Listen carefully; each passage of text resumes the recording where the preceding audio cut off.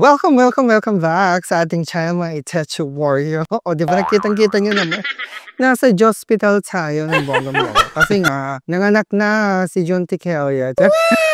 Kinatay na po na nag-iisang jutangera ng Barangay Chumorbad. So in today's video talaga naman, gigimay natin ang top 3 online pautangan na legit. O, diba? Legit sila. Kilala nyo sila. For sure, nakajutang na kayo sa mga Itachiwang online lending apps na ite. Mga legit sila ha. Hindi sa yung mga ola-ola lang. So, mga loan apps po na legit ang mga babanggitin ko at alam kong kilala nyo sila. So, sila yung tatlong talaga na napakabilis mag-disburse. Alam nyo naman gustong-gusto natin yung mabilisan. Diba? Na i-disburse na agad yung kaperahan para ano na. Walang patumpik-tumpik pa, diba? Bakit papatagalin pa ng bonggang-bongga yung pag-disburse? Pwede naman in just a minute or two, o diba? Nasa bank account mo na or GCash account mo na agad-agad. Nangunguna itong si G-Credit. Oh, haray, kilala niyo si G-Credit. Sabi dito, your everyday credit partner. And by the way, mga Mimoya, malapit na ang Kapaskuhan. Kung talaga naghahanap ka ng mauutangan, diba? Na pwede mong gamitin, pambili, pang shopping sa mall, pambili ng mga gift para sa inyong mga jowaers or mga jowa bells, hindi ba? E di, jumutang ka na dito sa mga legit na pautangan na ite. At for sure, makakatanggap ka ng bonus kung empleyado ka talaga. Magkaka 13th month ka. Okay. So, gusto mo bang bumali agad? Gusto mo bang unahan na? Diba? E di piliin mo itong tatlong loan apps na pautangan. Oh, antaray. Okay, so nangunguna itong si G-Credit, your everyday credit partner. Bago tayo magpatuloy mga Mima, o baka naman pa-subscribe and click the notification bell para every time na magkakaroon tayo ng ganito yung mga video review.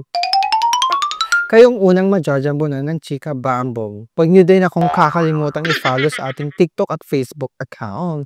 Kasi doon tayo maaura ng bonggang-bongga. Lagi ko yung ina-update doon sa mga post natin. At pa-kembular, dance kinembular natin. Diba? Tara! Hanggang dito ba naman? Nandito si Madam Jutangera sa hospital. Bakit ka nandito, Madam Jutangera?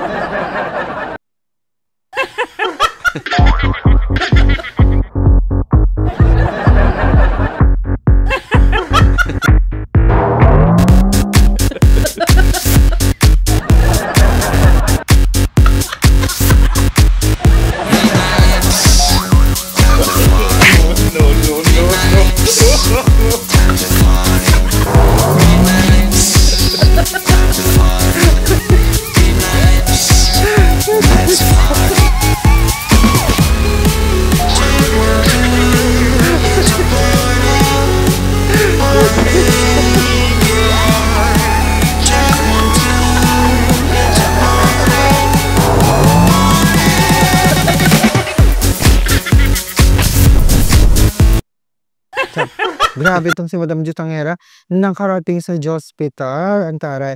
Okay, so pagpatuloy na natin si G-Credit, your everyday credit partner. So si G-Credit ay isa sa mga loan product din ni CIMB. Paano tayo makajutang dito? So you can use actually G-Credit to settle bills, shop online, or buy groceries and pay later with G-Credit. O diba? Hulugan. So, ang benefits niya, hassle-free payment experience. You can use also the QR code dyan sa GCash to pay for your bills. At saka yung mga other merchants, pag nag-shopping kayo sa SM or malls, gamitin mo rin yung QR code. Tas, iselect mo yung option ng G-Credit para makapag-pay labong ka na ng bonggang-bongga. So, conveniently pay using your credit line through cashless shopping at QR accepting merchants. Make hassle-free online purchases and enjoy easy bill payments via GCash. So you can enjoy credit line of up to 50,000 pesos.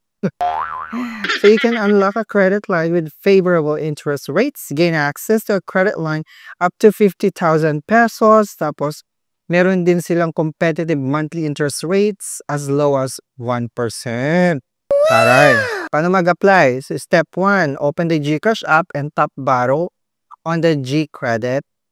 And then, or check na yung email address mo kung tama nga ba yung email address na nandyan sa GCash account mo. And then, review your personal information and key in the required details. Tapos, review mo na yung G-Credit application and tap submit to finish. Ganun siya kadali. Congratulations, you've successfully applied on G-Credit. Wait for an advisor and when to start using your account. So, agad-agad yan, tita. Ma-activate mo as long as magandang yung G-score. So, dito naman na tayo sa susunod na mabilis mag-disburse si Ready Credit ng CIMB. It's another loan products po ni CIMB, si Ready Credit. Take full control of your finances and apply for a Ready Credit of up to 250,000 pesos. O, diba? Ang laki. So, si Ready Credit is the first of its kind of all-in-one revolving credit line that provides Filipinos easy access to credit and financial flexibility at their fingertips. Your credit line can also be used for other services available in the CIMB Bank app such as bills payments and other balance transfer. Alam mo, itong si Ready Credit kasi meron pa akong jutang dyan. At saka, nung nagjutang-jutang ako, ang bilis talaga ng kanilang disbursement. Agad-agad na disburse sa aking CIMB account. Tapos, transfer ko na agad-agad sa GCash account ko. Ganun lang siya. So, paikot-ikot lang yung pera. So, ganun siya kadali, Mima. So, ang mga beneficyong pwede makuha dito is up to 250,000 pesos nga. Yung kanyang credit limit na pwede mong majutang. At saka meron din siyang interest rates as low as 1% per month. And you can enjoy the convenience of instant approval from your phone. Totoo po yan. Instant approve ako that time. Kasi nung una nagkaroon ako ng personal loan sa kanila nung medyo magandang-maganda yung aking payment history sa personal loan ko. Inoferan din ako ng Ready Credit. So, ganun siya. So, magkakaroon ka ng Ready Credit offer kapag may personal loan ka din. So, I'm not sure kung ganun pa rin yung kanyang pakulo, pero pa-comment naman below kung ganun pa rin talaga. So, you can also convert your credit line, tita. So, kapag hindi mo ginagamit yung credit limit mo, pwede mo siyang i-convert to cash. 70% of your total credit line or available total credit limit, a maximum of 70% ang pwede mo ma-convert dito. So, you can convert it for a term loan available to eligible customers. Tapos, ang kagandahan nito, no annual fees, wala kang babayan every year. Para siyang mga ibang credit card na no annual fee, walang mga membership fee, mga ganon. So worry-free tayo sa mga fees na ganito. Okay, meron pa siyang tinatawag na credit life insurance wherein you can get added guaranteed protection with exclusive credit life insurance by PruLife UK. In case of mategi-tegi ka or total and permanent disability, magkakaroon ka or si insurance provider na yung mag-provide ng jutang na naiwan mo, tita, at hindi yung pamilya mo. Taray. Paano mag-apply? So, punta ka lang sa CIMB Bank app, tapos go to accounts and select the new account. And then, select Ready Credit and follow the steps from there. Taray, ganun siya kadali. Tapos alam mo, kapag na-process mo in just 5 minutes, yung sa akin kasi yung experience ko, agad-agad na disburse siya. Pangatlo, I see, Maya Credit. Okay, kilala nyo na si Maya Credit. Talaga naman, subok ko na si Maya Credit. Lagi tayong jumujutang na bonggang-bongga at maganda ang ating payment history kay Maya Credit. So as you can see, hindi ko pa nagagamit yung aking credit line. So bayad na bayad ko na in full. Hindi ko pa siya nagagamit. So 10,000 ang aking credit limit. And then, napakadali lang siyang i-transfer. So pag mayroon ka ng ganitong available credit limit, pwede mo na i-transfer lahat yan. Diba? Sa inyong wallet. I-click lang yung transfer to wallet. Napakadali. Ito yung pinakamadali sa tatlo. Kapag meron ka, transfer agad sa wallet, pack, nandun na siya. In just seconds. Actually, mga 30 seconds lang nandun sa e-wallet mo, sa wallet mo mismo sa Maya.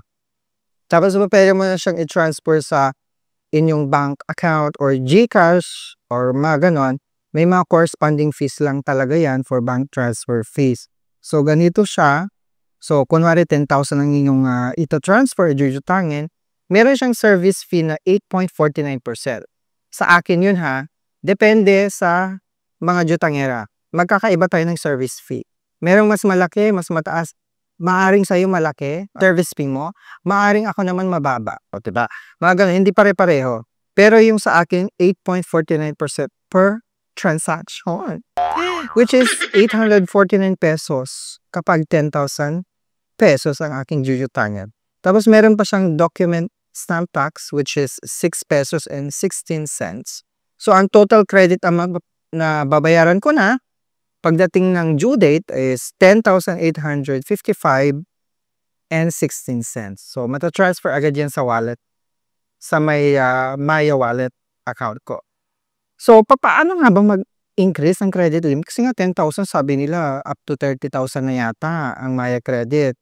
So a notification will be sent to you by Maya once your account is eligible for a credit limit increase. To increase your chances of getting an increase, keep using Maya Easy Credit regularly and always settle your total due on or before the due date. Tapos, the service fee and credit limit offer suddenly changed when I drop off and return to the credit dashboard to continue my application. How do I get the initial offer instead? Sabi nga, your Maya Easy Credit eligibility is available for a limited time only. And the credit limit and service fee that were presented to you may change at any time, while your Maya Easy Credit account is not yet activated. Complete your Maya Easy Credit application now to get our latest offer. Ganun lang siya. So, ano yung mga fees na kaakibat dyan sa Maya Credit na yan, Team Marco? So, ito na nga sila. Service fee, documentary stamp tax, at saka late penalty fee. So, service fee, Mima, is the amount you are charged whenever you use Maya Easy Credit to pay or transfer funds to your Maya wallet. Tapos, ang kanyang documentary stamp tax fee, you are charged for every Maya Easy Credit transaction. So, ganyan siya, 1 peso and 50 cents per 200 pesos spent. Yan yung fee niya. Tapos, may late penalty fee nga siya ng bonggang-bongga, which is you are charged when you miss Maya Easy Credit due date. So, it's computed as 0.17% times overdue principal amount charged daily until your outstanding balance is fully settled. Kaya, wag na wag po kayong malilate at kakaligtaan ng pagbabayad sa Maya Credit kasi nga, late penalty fee is napaka-importante, tita. Diba? Wag nyong pera yan. So, wag tayo malilate. Bayarin natin in full para hindi tayo malubog sa kajutangan. Ayaw naman natin mangyari yan kasi nga malapit na ang Kapaskuhan. Okay, mga Mima, maraming salamat sa pagtutok na naman. Yan ang ating top 3 na easy loan apps na applyan at siya pa mabilis mag-disburse. Pa-comment naman below kung nagustuhan nyo ang tatlong ito at ano yung mga experiences nyo. Pa-share naman mga Mima. Maraming salamat. Don't forget to subscribe. Click the notification bell para every time na magkakaroon tayo ng ganito at yung mga video. Kayong unang maaambo na chika bamboo. Thank you very much. Bye! Ay, tulog ang Mima. Nandito pa kami sa ospital man. Tita, ayun siya na kinatay siya. Kinatay ng bonggang. Nakautot na siya. So, pwede na kami lumabas bukas. Hinaantay lang yung umutot siya, tita. Ganun siya. Tapos nandito na si baby. Baby girl. Hindi siya makita. Blurred. Hindi pwedeng pakita ang mukha. Ayan, yun na si baby. Hi!